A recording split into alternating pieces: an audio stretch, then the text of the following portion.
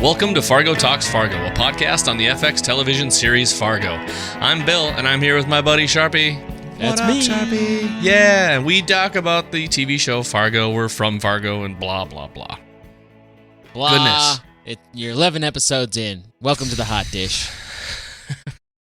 I feel like I need to open with a correction. I was whining. You're feeling guilty already. A little bit. Well, grew up Catholic here in the old Fargo.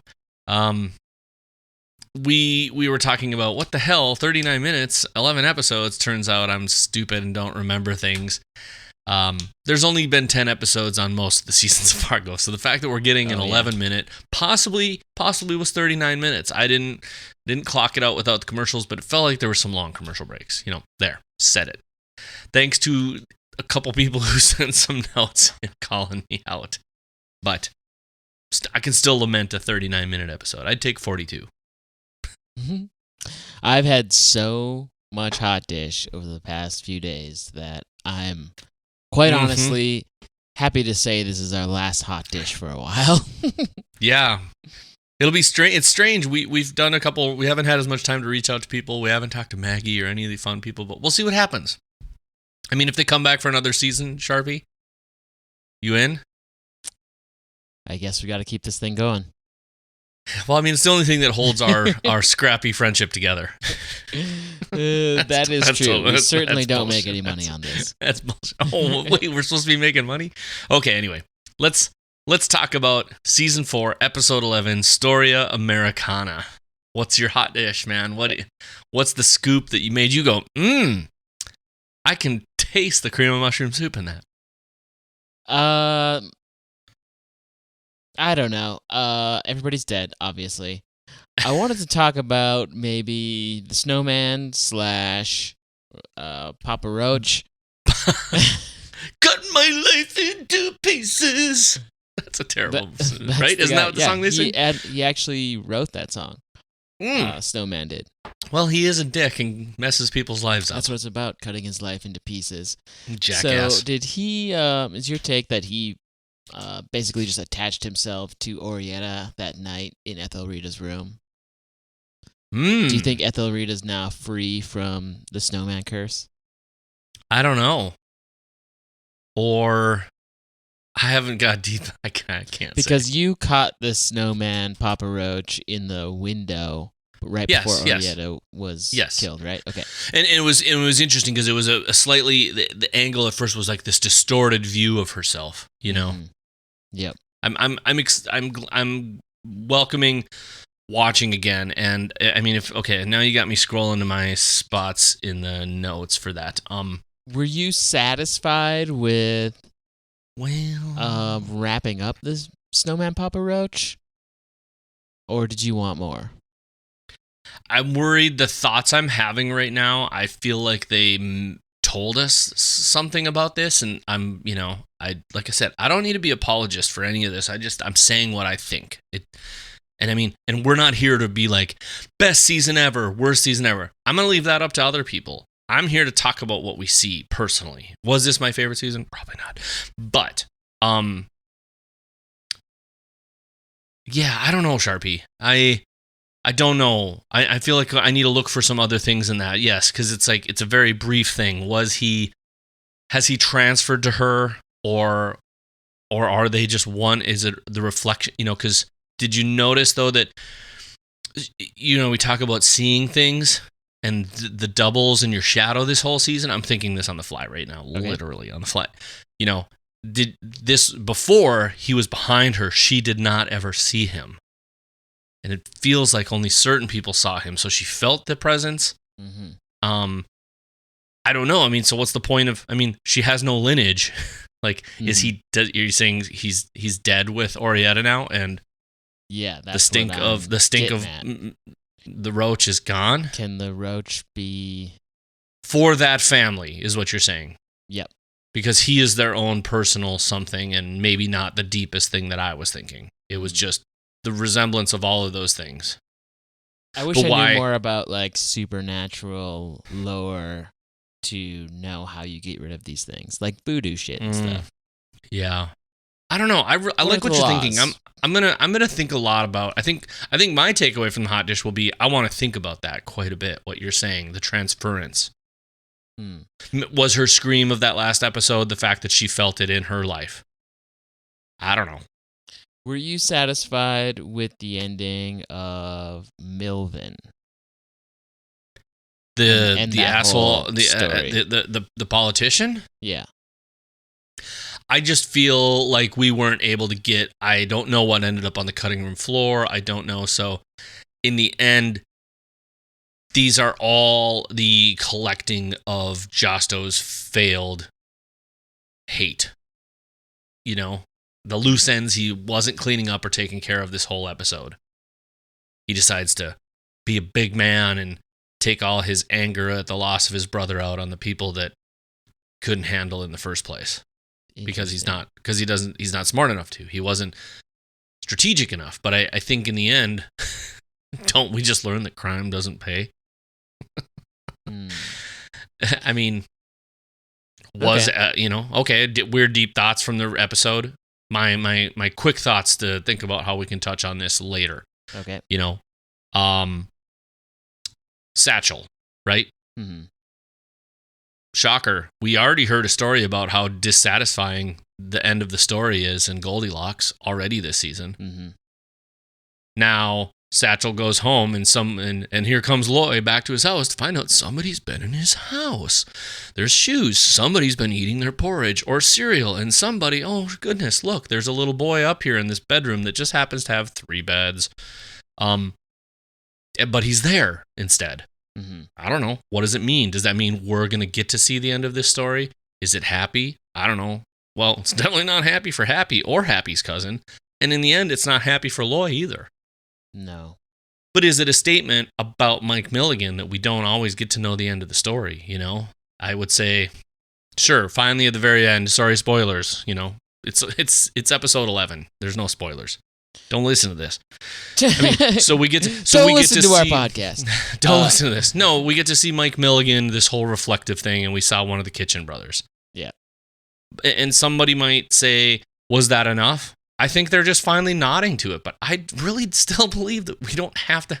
We're not owed everything from everyone at every time. Like, I don't know. You think not all stories need to wrap up that perfectly, especially when it's deep and complex.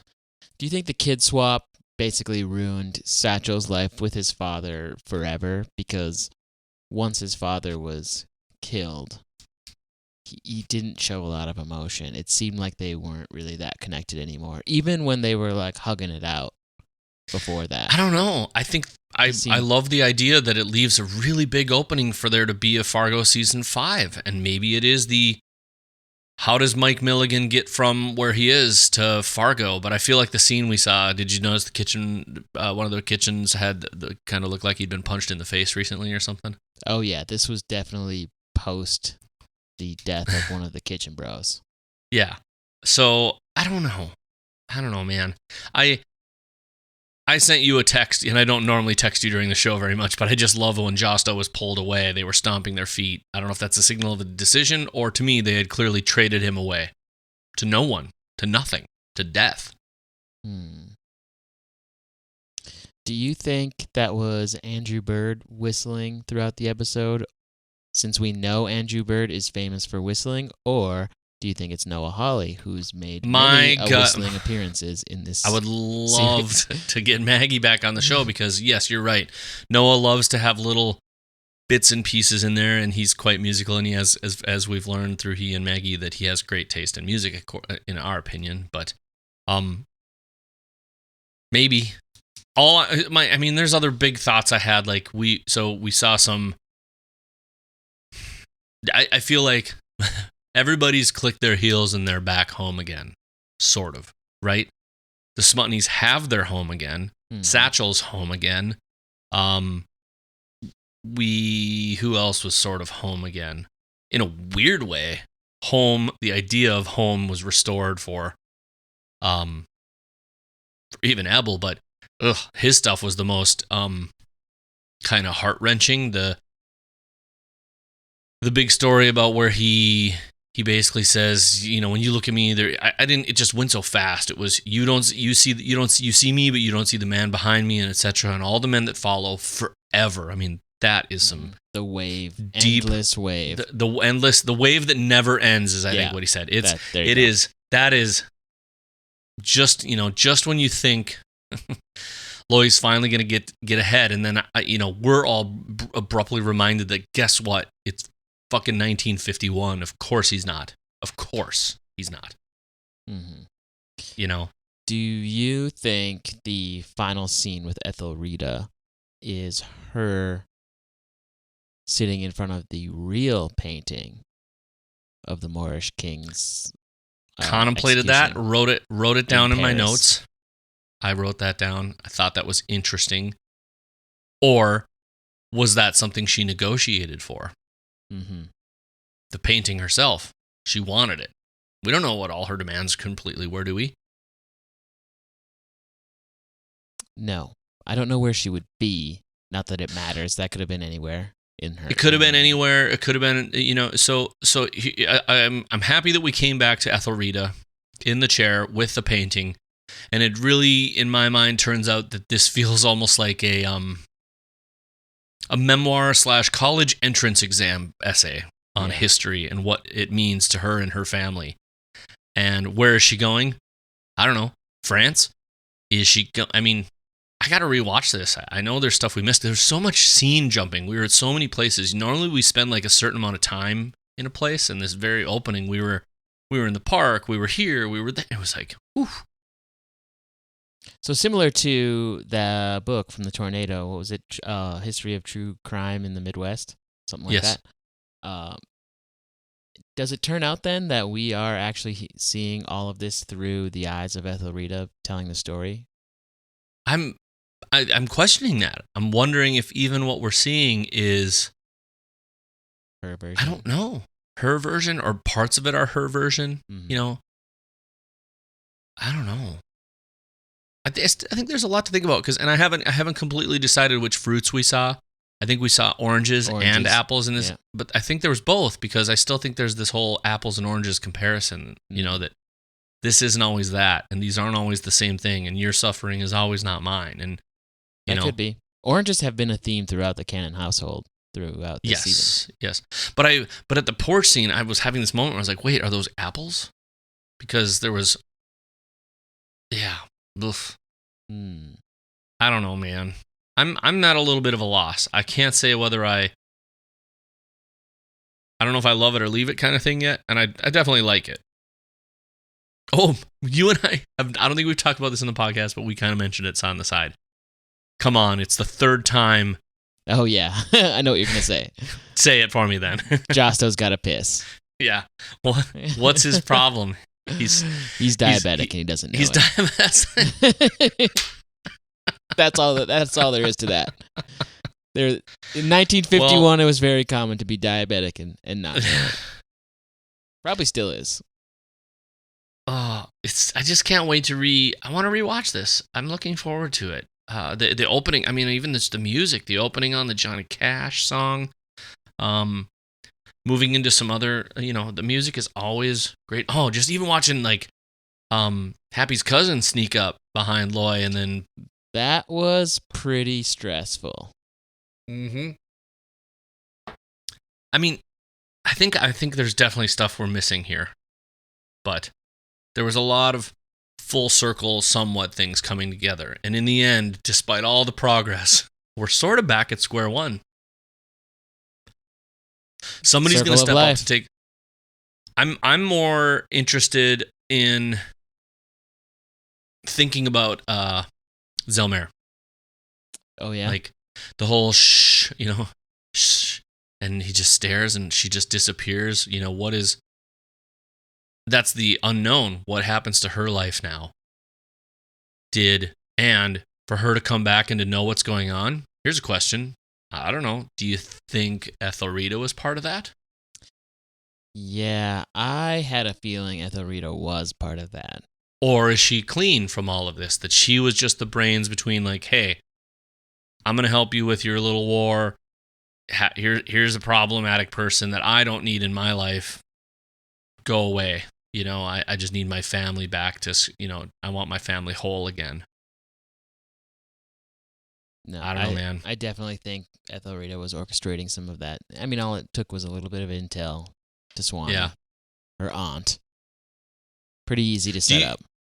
You know, I've kind of jokingly, and I don't want to get too deep down this rabbit hole, but it's just so hard not to mention. I just, when Evel was talking about the man behind the man, I just sat there and went, wait, so has he been kind of the wizard sometimes through all of this because of his deep connection to the roots of all of it in New York? And he's been, we were talking about him eyeballing from behind scenes and what's he, what is he really up to? Who is he with? And now I feel like we kind of know he and Joe Bulo were running a whole side game. Oh, yeah.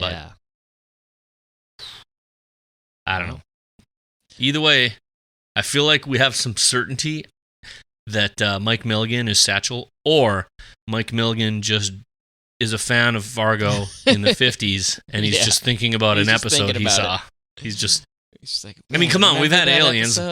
We've had aliens. Why can't we have time travel? just saying. And never go to Spud's Diner. Nothing good happens there. Man, Spud's is a bummer of a place, unfortunately. I thought for a minute, when I saw them all lined up, I was like, oh my God, they're going to mow down all those Italians in Joplin's, but didn't happen. Mm-mm. But I do think it fitting that we saw as I call it, the yellow brick road bus in the episode. Mm-hmm. And when we did get to see our Mike Milligan scene, they started with that yellow line down the road. And to me, that's just saying that Satchel's still on his own. The whole whipping the gun out of the box of roses is from something, but I can't think of it right now. Everything ever? Yeah, that could be. That could be very true. Oh, and well, let's talk. You know what? That's enough hot dish. We're over. You know what? It's Thanksgiving. Of course, we're overeating right now. Of course, we're overeating. Well, I look forward to chatting with you in a full breakdown. I'm glad. I don't know, man. I feel like we're somber a little bit because this is kind of the end of this section of us doing this, and we waited a long time to do this again, and it's been fun. But could be another 3 years. Who knows? Yeah, I can't wait to see you then, bud. No, yeah, I'll talk to you. We'll talk later. We'll get together then, Bill. We'll have a good time then. Oh. I love you, Dad. We'll talk to you later. Good night.